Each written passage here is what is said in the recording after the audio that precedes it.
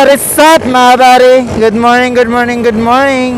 Ayan, so ngayon, as always, papunta tayo ngayon dito sa may Cubao, dun sa may Republican College sa 18th Avenue. And samahan nyo ako mga buddy kasi for this vlog, actually this is a very short vlog lang.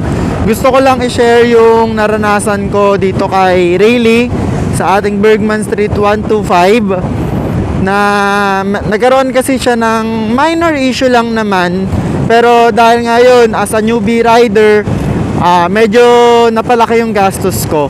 So ayan, pag-usapan natin mga buddy kung ano yung mga pinagawa ko, tapos ano lang pala yung problema. So samahan nyo ako mga buddy, tara!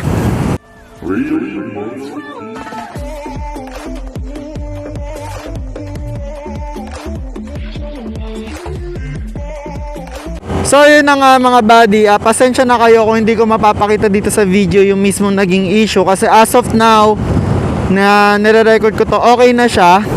Pero ayan, may mga ilalagay ako dyan na video sa taas, yung mga previous video ko na I don't know kung rinig siya, pero nung ine-edit ko kasi parang naririnig naman siya ng konti.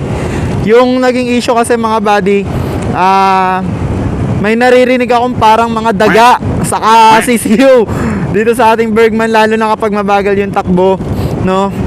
So ayun yung naging issue niya. So parang nagkaroon siya mga buddy ng screech ba yun? Basta yung ik. Ayun yung tunog niya mga buddy, lalo na pag mabagal yung takbo. So parang talagang may alagang daga, parang every time na mabagal yung takbo mo, naiipit yung daga na yun, tapos nag-iingay. So ayun yung naging issue niya. Before we proceed doon mga buddy sa ano nga ba talaga yung naging problem niya, kasi may mga nakikita na rin ako nagpo-post sa Bergman group na same problem, discuss ko muna kung ano muna yung mga pinagawa ko, saka ano yung mga mistakes na nagawa ko para hindi na maulit ng mga newbie rider natin o mga kapwa rider natin. So this vlog is not just for those Bergman user actually, kasi baka mamaya na-experience nyo rin siya sa mga motor nyo kahit hindi Bergman, so baka same problem lang tayo, 'di ba? At least kahit paano, kahit hindi Bergman user, makatulong tong vlog natin. So yun nga mga buddy, ang una kong pinagawa dito is pinatingnan ko talaga dun sa mekaniko na tumitingin sa motor ko talaga, which is siya yung nagpalit ng aking CVT. Ayan, yung nakalagay dyan sa taas, siya yung nagpapalit nun. Siya rin yung naglagay ng hazard dito. So sa kanila ko muna pinatingin. Nung una mga buddy, ang sabi niya is baka sa slider piece yung problema. So pina-open ko, okay naman yung slider piece, although merong isang bumitaw, kaya pinapalitan ko na rin. Kasi upon removal nung CVT, bigla siyang bumitaw, so akala ko dun talaga sa slider piece. Then after nga mapalitan ng slider piece, meron pa rin mga buddy, as I observe, meron pa rin siyang CCU. Tapos ang pinagawa kong sumunod mga buddy is pinalinis ko yung preno niya sa likod, kasi baka yun yung nagiging problem, na baka madumi na ganyan, or pina-check ko yung brake pad na baka pudpud na. Although given naman na ayan 2.4 pa lang yung tinatakbo natin, kaya I'm sure naman na hindi pa siya ganun kapudpud, pero pina-check ko na rin para sure. So hindi naman siya pudpud, so hindi pinalitan, nilinis lang. Umina siya, pero meron pa rin. So meaning hindi talaga dun sa preno sa likod yung problema. After that mga buddy, pinatingnan ko ulit sa kanila, inobserve ko muna ng ilang araw. Sabi ko parang lalong lumalakas, naiirita na ako. So ang ginawa ko, pinatingnan ko ulit sa kanila. Ang sabi nila, baka daw sa mismong bearing na dun sa likod. Kasi totoo naman mga buddy, sa likod talaga siya nanggagaling. Not totally sa likod, pero parang pag pinakinggan mo, parang sa likod kasi siya nanggagaling eh. Pero mostly nanggagaling siya dun sa baba ng motor. So yun, pinakinggan namin maigi, then tinignan yung mga bearing, all goods naman. Nilinis na rin nila, wala naman pinalitan doon, talagang nilinis lang, chinek lang talaga. So sabi ko, that is the time na nag-decide na ako na sa kasa ko napapatignan. So ayun yung first mistake ko mga buddy. Hindi ko naman sa sinasabing lahat or pati yung mekaniko na tumingin nito is hindi trusted. Trusted naman sila, maayos silang gumawa. Pero dapat pag mga ganong problem, much better na sakasan nyo na lang patignan mga buddy. So yun, nag-decide ako na doon ko siya ipapatingin sa Paco Motor Trade kasi sobrang solid ng mekaniko nila doon. And kung natatandaan nyo tong video na to, ayan yung lalagay ko sa taas. Sinabi ko dyan na gusto ko na ipa-tune up kasi nga bagong rider pa lang ako, bago pa lang ako, so hindi ko pa alam yung mga ganon. Ang alam ko lang, pagdating ng 4 months, magandang ipa-tune up na siya. So siya yung nagsabi sa akin na, sir, wag muna, baka masira yung motor mo.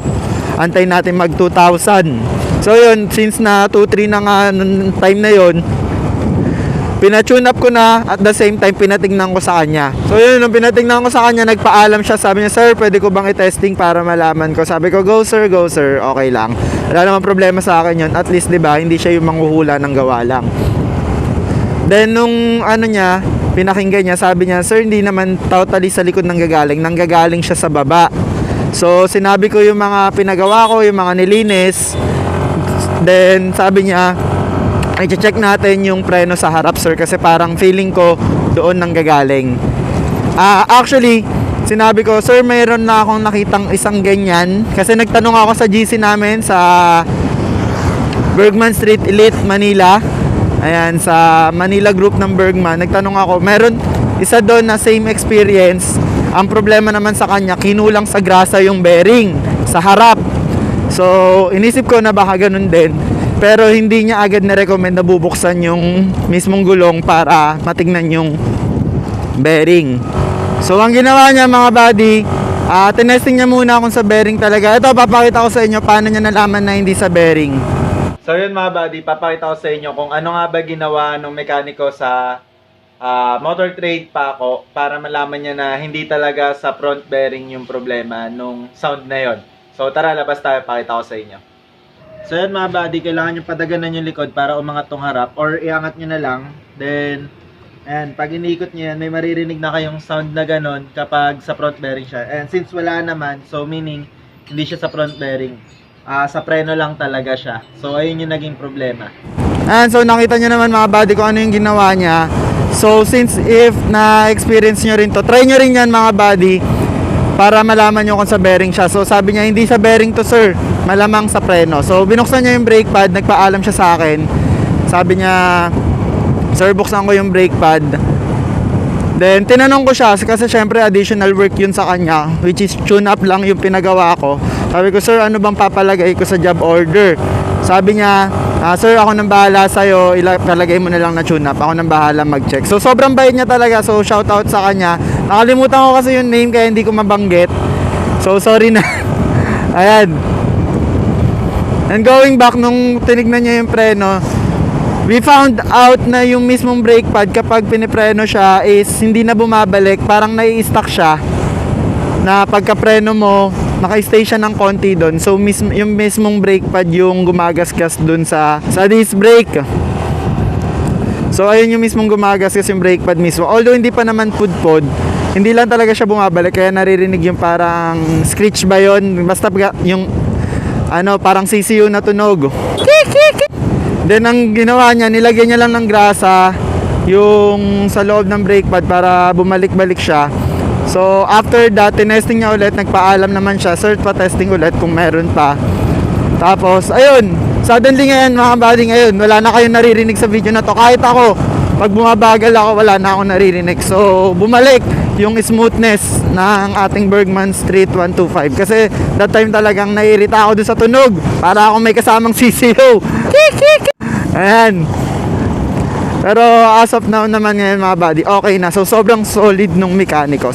So I suggest na i-testing nyo muna kung talagang sa bearing siya sa harap, para malaman nyo, para pagdating ng kasa, pag in-explain nyo, 'di ba?